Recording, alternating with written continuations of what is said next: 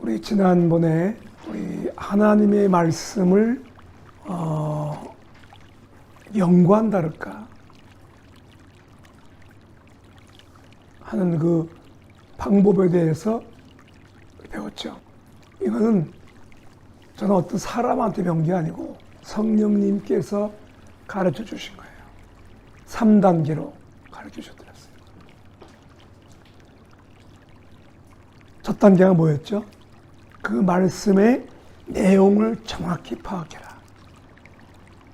그래서 말씀을 정확히 내용을 파악하지 않으면 사실 다른 말씀이 될 수가 있어요. 다른 말씀. 그래서 이사야 50장 4절에 보니까 주 여호와께서 학자들의 혀를 내게 주사 나로 곤고한 자를 말로 어떻게 도와줄 줄 알게 하시고 아침마다 깨우치시되 나의 귀를 깨우치사 학자들 같이 알아듣게 하소서. 여기 학자란 말이 나오죠. 학자란 말이 무슨 뜻이에요? 학자가 뭐예요? 연구하고 공부하고, 그러니까 하나님 말씀을 학자같이 연구해야 돼요. 파 들어가야 돼요. 그래야 학자의 혀를 갖게 되고 학자같이 알아듣게 가르칠 수가 있다는 거예요. 사도행전 17장 11절에도 보면 간절한 마음으로 말씀을 받고 이것이 그러한가 하여 날마다 성경을 상고함으로, 이런 말이 있어요. 말씀을 이렇게 받을 때 받은 거로 끝나면 안 되고 이 정말 그러한가 하고 그 말씀을 상고, 연구, 탐구. 이 사도행전 18장 또 27절에 보면 아볼로라는 사람이 나옵니다. 아볼로라는 사람은 공부를 많이 한 사람이에요. 성경에 능한 사람이었어요. 근데 이 바울의 제자들이 아볼로를 이 지식이 많고 학문이 많고 성령을 많이 한 아볼로를 데려다가 영으로 가르치기 시작합니다. 그래서 이 아볼로가 영적인 그 깨달음을 통해서 성경으로 예수는 그리스도라 증언하며 공주 앞에서 힘있게 유대인의 말을 이겼다 그랬어요. 하나님의 말씀을 깊이 확실하게 깨달았다 그랬어요. 그래서 우리는 말씀 증거의 첫 번째 요소는 말씀을 바로 파악하는 것. 그러기 위해서 뭐가 있어야 된다 그랬죠? 실력. 그렇다고 좀 히브리 헬라어로 공부하면 안 됩니다. 책들이 다 나와 있어요. 히브리 헬라로 나와 있는 성경 해석이 다 나와 있으니까 보면 돼요. 보면 원뜻을 알 수가 있습니다. 특별히 베드로후서 3장 16절에는 또 그 모든 편지에도 이런 일에 관하여 말하였을 때 그 중에 알기 어려운 것이 들어있으니 무식한 자들과 굳세지 못한 자들이 다른 성경과 같이 그것도 억지로 풀다가 스스로 멸망에 이른다 그랬어요. 여기 무식한 자들이란 말이 나와요. 이거는 뭐 학교를 안 나왔다, 학벌이 없다는 뜻이 아니에요. 이 말씀을 잘 깊이 연구하지 않았다는 뜻이죠. 그렇게 풀면 억지로 풀다가 스스로 멸망할 수도 있다는 거예요. 그래서 정말 하나님의 말씀을 우리가 학자같이 깊이 연구할 필요가 있다는 거죠. 근데 두 번째는 이제 깨달은 잘 파악한 말씀을 그 다음 단계가 뭐죠? 그 말씀 속에 있는 영적 진리를 캐내는 거예요. 보화를 캐내는 거예요. 그래서 고린도후서 3장 3절 이하에 보면 너희들은 먹으러 쓴 의문, 이렇게 말합니다. 잉크로 쓴 의문. 즉 우리가 읽고 있는 성경이 인쇄된 글자죠. 레터. 이거를 저항하면 영이 죽어. 의문은 죽이는 것이다. 그러나 이것을 다시 영적으로 레위기 11장에 뭐 하랬죠?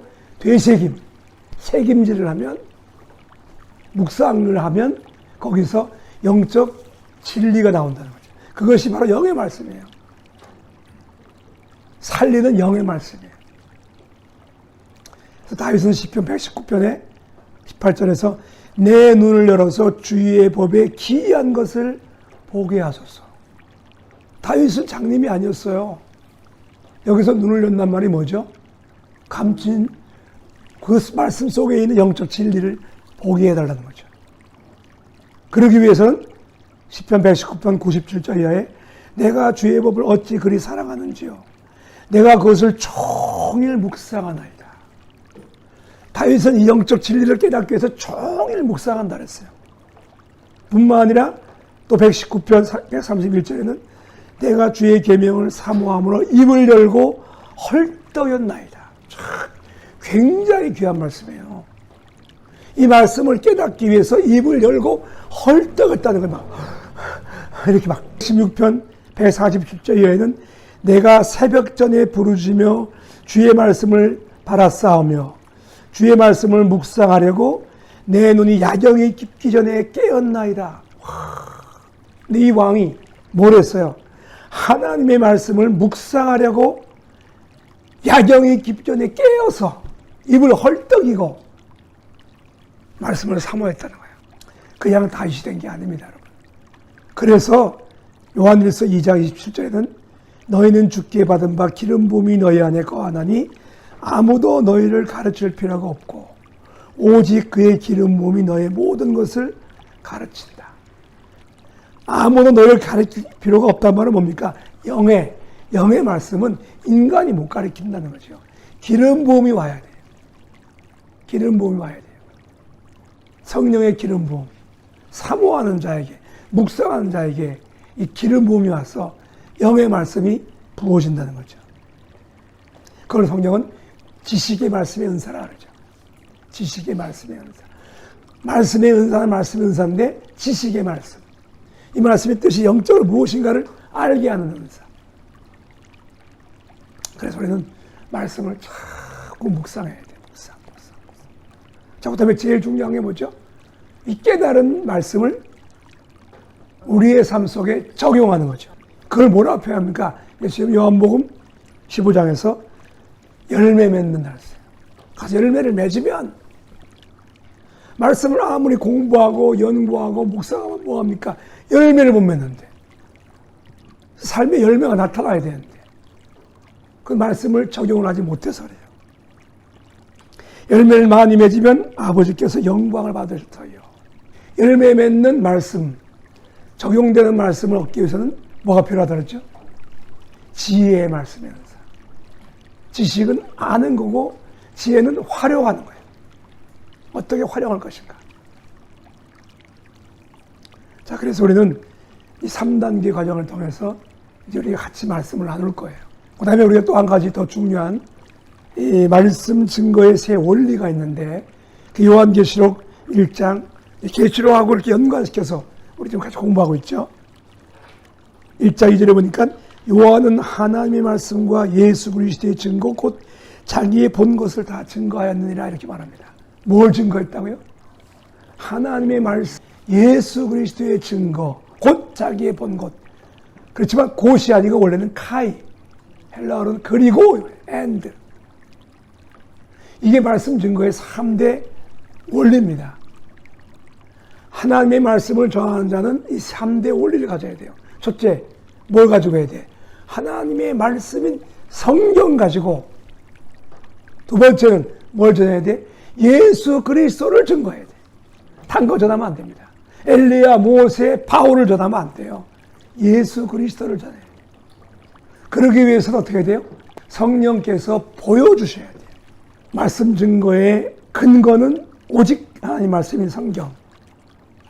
내용은 오직 예수 그리스도. 방법은 성령이 보여주신 거예요. 그리고 성경 해석에서 또 아주 중요한 원리는 뭡니까? 성경은 오직 성경으로 풀어야 돼요. 그래서 이사야서 30장 16절에 뭐라 그랬죠? 너희는 여호와의 책을 자세히 읽어봐라. 뭐가 없는 것이 없다? 짝이 없는 것이 없다. 참 하나님의 말씀은 너무 놀라운 게 우리가 창세기를 읽을 때 창세기를 다 깨닫느냐? 다 못 깨닫습니다. 근데 창세기 읽고 이제 요 다음 출애굽기 넘어가다 보면 그 출애굽기에서 창세기에 못 깨달은 부분을 또 깨달을 수 있어요. 그 다음에 또 창세기, 출애굽기, 레위기 들어가면 또 거기서 못 깨달은 걸 또 깨달을 수 있어요. 하나의 말씀을 읽을 때 우리가 모든 걸 다 알고 넘어가려면 안 돼요. 이게 말씀 넘어가다 보면 넘어가면서 깨달아지게 됩니다. 다 깨닫게, 짝을 찾게 됩니다. 그래서 우리 하나의 말씀을 잘 증거하는 종은 누구냐? 짝을 잘 찾는 거냐. 짝을 잘 찾아내야 돼요. 그게 다른 말로 하면 지혜의 말씀을 연사합니다. 성경은 이게 관주라고 그러죠. 관주. 이 말씀과 영적으로 같은 맥을 가지고 있는 성경이 어디 있는가. 그리고 정말 예를 들어서 성경은 오직 성경이란 해석해야 된다는 원리가 뭡니까? 우리가 이제 계시록에서 공부하겠지만 계시록 1장 7절에 그런 찌른 자들이 그를 볼 터이요. 주님 공중 재림할 때 찌른 자가 본단 말이 나오죠. 이 찌른 자에 대한 해석을 여러 각도로 하는 사람이 있어요. 과연 찌른 자가 누굴까? 가장 은혜스러운 해석이 뭘까요? 우리가 찔렀다. 왜? 우리 죄 때문에 주님이 십자가에 못 박혔기 때문에 우리가 찔렀다. 그래서 이 말씀 가지고 말씀 전하는 분들이 많이 계셔요. 그리고 은혜도 받습니다. 네, 또 어느 정도 그 말이 영적 의미도 받기도 해요. 또 두 번째는 누가 찔렀냐? 로마 병정들이 찔리지 않았냐? 실제로 찔른 사람은 그들이다. 그런데 여기 찌른 자는 누굽니까? 이걸 어떻게 해석해야 돼요? 스가랴서 12장 10절에 보면 그 찌른 바 그를 바라보고 다윗의 집과 예루살렘 거민들이 그랬어요. 누구죠? 유대인들입니다. 여기 찌른 자는 유대인들을 말하고 있어요. 다시 말하면 예수님의 공중 재림할 때 땅에 있는 모든 사람들이 주님을 다 바라보지만 특별히 누가 바라본다 그랬어요? 유대인들이 그를 바라보고 통고하고 애통할 것이다. 왜? 아, 우리가 찔러 죽인 저분이 정말 메시아였구나. 그래서 이스라엘 민족의 대회개가 벌어지죠. 회개가 벌어집니다. 그래서 우리가 이 말씀을 전할 때 잘 이해가 안 되는 부분은 그냥 기도하고 넘어가면 다른 성경에서 짝을 찾으면 해석이 되어져요. 이걸 여러분들이 기도하면서 잘 찾기를 바랍니다. 태초에 하나님이 천지를 창조하시니라. 이 1장 1절 말씀을 가지고 많은 분들이 이렇게 해석하는 분이 계세요. 이거는 창세기 1장의 제목이다. 태초에 하나님 천지를 창조하시니라. 아, 이거는 1장의 제목이다. 라고 해석을 하신 분이 계세요. 저도 그렇게 알았어요. 아, 이건 창세기 1장의 제목일 거다. 근데 이건 제목이 아닙니다. 이건 뭐죠? 첫째 날, 첫째 창조예요. 첫째 날, 첫째 창조. 왜냐하면 첫째 날, 둘째 창조도 있기 때문이에요.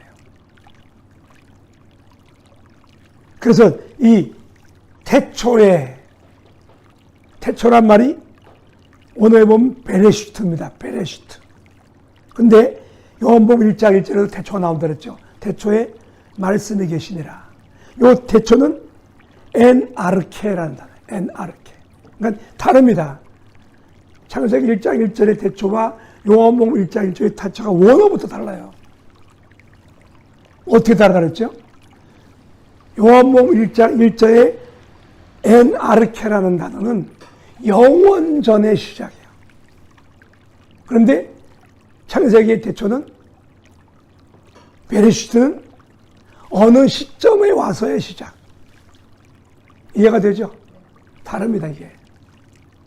자, 그래서 이걸 1장 1절을 정확히 해석하면 이런 뜻이에요. 영원 전부터 계시던 엘로힘 하나님께서, 여기 하나님이라는 단어를 여기는 엘로힘을 쓰고 있어요. 엘로힘은 복수야, 복수. 단수가 아닙니다. 하나님 왜 복수로 썼느냐? 성부, 성자, 성령 하나님 뜻이에요. 네, 하나님, 성부, 성자, 성령 하나님께서 뭘 만들었다고요? 천지. 자, 이 또 잠깐만요. 이 천은 역시 또 복수로 되어 있어요. 천이란 말이. 단수가 아닙니다. 하늘들과 땅. 다시 말해 지구죠. 지구를 창조하셨다. 또 창조도 창세기 1장에 바라, 아사, 바사 이렇게 세 단어가 나옵니다. 이 다 의미가 다르죠? 요 1장 1절의 창조는 뭐라 그랬어요? 위에서 유를 창조한 거예요. 그러니까 요 1절을 다시 정확하게 해석하면 이런 뜻이 되죠. 영원 전부터 계시던 성삼위 하나님께서 역사가 시작되는 시점부터 아무것도 없는 상태에서 천사들과 그들이 사는 영적인 세계인 하늘들과 땅, 지구를 창조하셨다. 이렇게 표현하면 좀 정확한 표현이 됩니다. 우리가 앞으로 그래서 말씀을 이렇게 좀 정확히 알고 있어야 돼요. 그 다음에 우리가 여기서 영적 진리를 찾아냈죠. 묵상을 통해서. 태초에 하나님이 천지를 창조했다고 하는 이 사실만 우리에게 가르쳐 주려고 했을까? 아니죠. 여기는 분명히 하나님이 영적 어떤 진리를 우리에게 말씀하고 싶으신 거예요. 이거는 그냥 안 나오죠. 뭘 해야 돼요? 되새김. 레위기 11장에 이 되새김. 또 읽고 또 읽고. 다시 말하면 우리가 밥을 막 삼키지 않고 오래 씹는 이유가 뭐예요? 거기서 소화? 자고 씹으면 밥이 녹말이 돼요. 녹말. 영양이 나온다. 그것처럼 하나님의 말씀들이 되새김을 할 때 그 안에 있는 진리가 나와. 진리가 나옵니다. 영적 진리가. 그래서 시작, 태초의 시작이 얼마나 중요합니까? 여러분, 우리나라 속담에 시작이 판이다 그런 말 있죠. 이게 무슨 뜻이에요? 시작이 판이다. 영어는 well begun is half done. 잘된 시작은 이미 판이나 한 것과 같다. 시작이 중요하단 말이에요, 굉장히. 그렇습니다. 이 시작이 왜 중요합니까? 누구와 함께하냐의 시작이 그 일의 흥망성쇠를 결정합니다. 자, 예를 들어서 대한민국에서 우리나라 제일 부자가 누군가? 이건희 씨, 삼성하고 동업을 시작했다면 그 사람은 잘 될까 안 될까? 잘 될 수밖에 없죠. 왜 그렇습니까? 능력 있는 사람이잖아. 빌 게이츠하고 같이 동업했다면 대박이죠. 근데 우리는 누구하고 시작하는 거예요? 하나님과. 근데 그 하나님이 어떤 분이야? 엘로힘. 전능하신 하나님. 천지를 만드신 하나님. 그분과 함께 시작하면 당연히 일어난 게 뭐예요? 창조 역사예요. 이게 영적 진리라는 거예요. 이거는 그냥 태초에 하나님이 천지를 창조하심이라는 그냥 일반적인 문장 가지고는 절대 깨달을 수가 없는 거예요. 이건 어디서 나오냐? 묵상 속에서 나오죠. 되새김 속에서 나오죠. 그래서 요 나온 진리를 이제 어떻게 해야 돼요? 적용을 시키는 거죠. 적용. 하루의 시작. 어떻게 한다? 하나님과 함께하는 방법이 뭐다?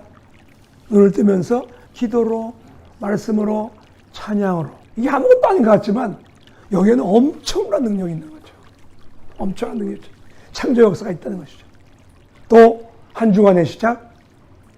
첫째 날 주일을 하나님과 함께 시작할 때 한 주간의 창조가 일어나죠. 1년의 시작. 송구영신 예배. 중요하죠. 인생의 출발. 결혼식. 교회에서 주의종 모시고 출발하는 거. 그거 얼마나 놀라운 축복인가. 여러분 사업 시작할 때 먼저 뭘 해야 돼요? 예배로 시작하는 거. 굉장히 중요합니다. 여러분. 이와 같이 우리가 깨달아진 말씀을 우리의 삶 속에 적용하는 거, 이것이 말씀이 살아있는 말씀으로 살아있는 말씀이 되는 비결이 뭡니까? 적용하는 거예요. 적용을 잘 시키는